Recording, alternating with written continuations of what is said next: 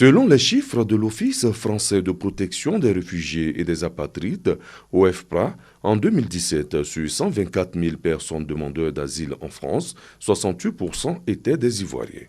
À Bouaké, une vingtaine de jeunes se sont réunis pour réfléchir sur les causes profondes de ce fléau qui décime le continent africain de ses bras valides. C'était au cours d'un café débat. L'objectif premier, c'est déjà de comprendre pourquoi ça continue malgré les sensibilisations, malgré tout ce qu'on dit, et puis essayer ensemble de trouver des solutions, d'en parler. Mais déjà d'en parler, aussi petit qu'on soit, afin de distiller l'information, la bonne.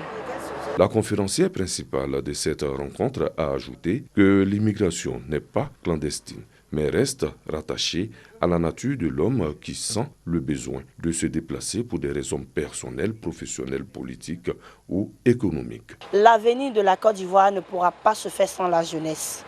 Il faut que la jeunesse soit impliquée dans les prises de décision, dans les prises de responsabilité pour le développement. Il nous faut une société plus inclusive avec les jeunes. Venir à cette conférence, c'est plus qu'important. Nous, à notre niveau, en tant que responsables d'organisation, on saura mieux faire la restitution à nos différents jeunes qui militent dans nos organisations. L'immigration clandestine, l'immigration illégale ou parfois immigration irrégulière est l'entrée illégale, illicite ou discrète sur un territoire national étranger n'ayant pas réalisé les formalités attendues. Le recasement à la faveur de la construction du grand marché de Bouaké est une préoccupation majeure pour les commerçants, notamment ceux du site STM. Site dans les environs du pont Djibo regroupant près de 2000 commerçants. Les occupants du site STM souhaitent le report de leur déguerpissement prévu pour ce mois de décembre. Les commerçants considèrent la date inappropriée à cause des fêtes de fin d'année. D'où le sens de la conférence de presse de l'Association des commerçants pour la relance économique, ASCOR. Le projet du marché aujourd'hui est le projet le plus social que la population de Bouaké attend. Mais nous nous rendons compte que ce projet risque de décimer la plupart d'entre nous économiquement avant que le projet ne voie le jour. Par rapport à la destruction du site SMM sur lequel nous sommes, la chose que nous avons le plus souhaité, personne à Bouaké n'est contre la construction du marché. Le représentant de la mairie à la rencontre a estimé que toutes les dispositions sont prises afin que les commerçants ne soient lésés. Des sites de recasement ont été prévus pour les commerçants qui ont été identifiés. Aujourd'hui, les machines sont sur le terrain en train de faire les travaux d'aménagement de la plateforme. Le président de la République viendra lui-même en personne poser la première pierre. Ce marché qui a attendu depuis une vingtaine d'années va sortir de terre. L'Association des commerçants pour la relance économique entend mener d'autres actions afin qu'elles soient au mieux entendues.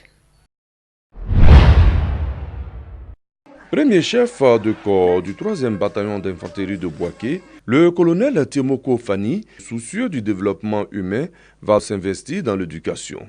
Ainsi, il va faire construire des écoles. D'abord à Bouaké-Sokoura, l'EPP Bakassa Traoré, sa ville de résidence, et une autre dans son village Gwenzu, situé à 12 km à l'ouest de Minignan, chef-lieu de la région du Folon, dans l'extrême nord-ouest du pays. Sous l'initiative des élèves de la première promotion de l'EPP Tiemoko Fani, les filles et fils de la localité ont tenu à rendre un hommage mérité à ce pionnier de la promotion de l'école dans le Folon. À l'occasion, ils sont venus de toute la Côte d'Ivoire, mais aussi d'Europe et des États-Unis. Le colonel Tiemoko Fani était très engagé dans la promotion de l'éducation, c'est-à-dire de l'école. Vous constatez vous-même qu'en 1960, il a fait construire une école dans son village.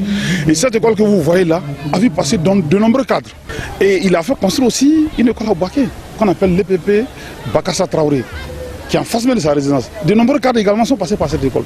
Et voilà, et quand quelqu'un vous donne une école, il vous donne de futurs cadres. Une fête de reconnaissance marquée par de nombreux dons, notamment des tables bancs. Les danses étaient aussi de la partie. Subventions aux associations sportives et clubs de football, soutien financier aux personnes indigentes et âgées de la région du Kabadougou. C'est une enveloppe de 40 millions de francs CFA décaissée par le Conseil régional du Kabadougou cette année pour les actions sociales. Le président de l'institution régionale au service du développement local inscrit ces gestes dans le prolongement du programme social du gouvernement. Les bénéficiaires ont traduit leur reconnaissance au président du conseil régional. Pour les responsables sportifs, cette aide va booster le sport dans la région du Kabadougou. Quant aux personnes âgées, ces soutiens viennent améliorer leurs conditions de vie. Je suis, on ne peut plus ému devant le geste, en tout cas de haute portée, que le conseil vient d'accomplir. Ça nous encourage dans ce que nous faisons tous les jours. Pour Kone Suleiman, le conseil régional est un outil de développement qui doit être aux côtés des populations. Le président du conseil régional du Kabadougou a rappelé que ces genres d'initiatives vont se multiplier pour le bonheur des populations. Nous avons effectivement amplifié les différentes interventions en termes d'aide. On les a même doublées.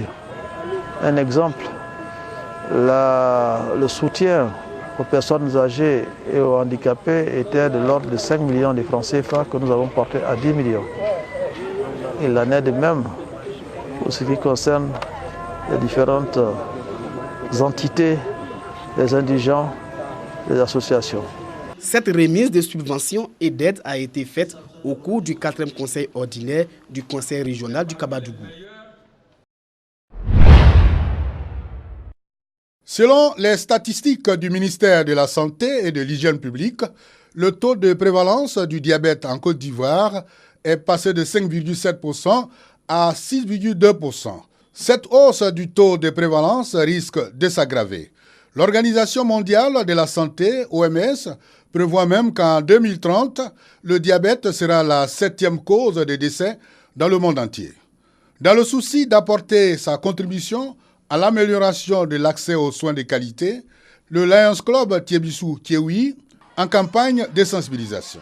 Cette organisation de bienfaisance a procédé à des séances de dépistage gratuit du diabète dans le village de Ngata Dolikro. Nous sommes dans les villages éloignés, donc si ça pouvait vraiment continuer comme ça, je crois que ce serait bon pour toute la Côte d'Ivoire. Je viens d'être dépistée.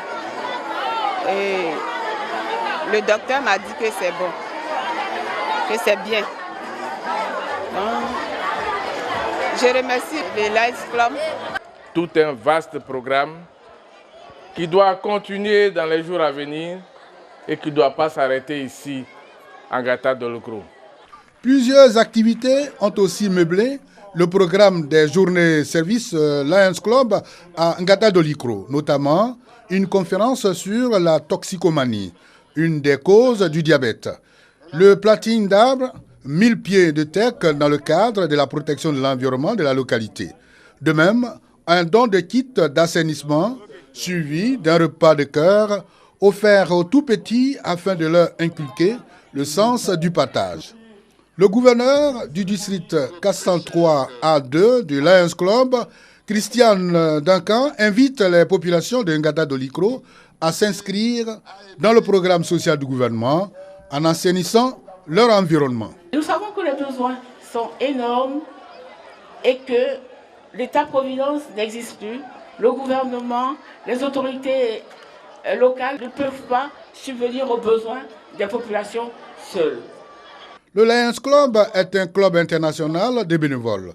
C'est la plus importante organisation de clubs philanthropiques du monde avec près de 2 400 000 membres constituant 46 000 clubs répartis dans 220 pays.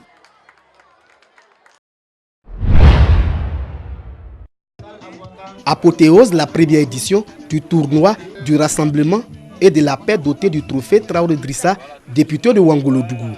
Débutée pendant les vacances scolaires, cette compétition sportive avait pour objectif de cultiver les valeurs de paix, de vivre ensemble, de cohésion au sein de la jeunesse. Avant le coup d'envoi, les autorités administratives et politiques ont engagé les jeunes à être des vecteurs de paix, gage de tout développement. Le parrain est revenu sur l'importance de l'implication de la jeunesse dans la construction de la paix. C'est ensemble que nous pouvons faire beaucoup de choses, seuls nous ne pouvons rien. Donc je demande l'union des fils et filles de la commune de Ouagadougou pour que vraiment on puisse bâtir notre belle cité. Le président de la République, son Excellence Alassane Ouattara, chaque jour que Dieu fait, il nous parle de la cohésion, il nous parle de la paix. Et alors, nous sommes ses disciples. Pourquoi ne pas passer par le sport?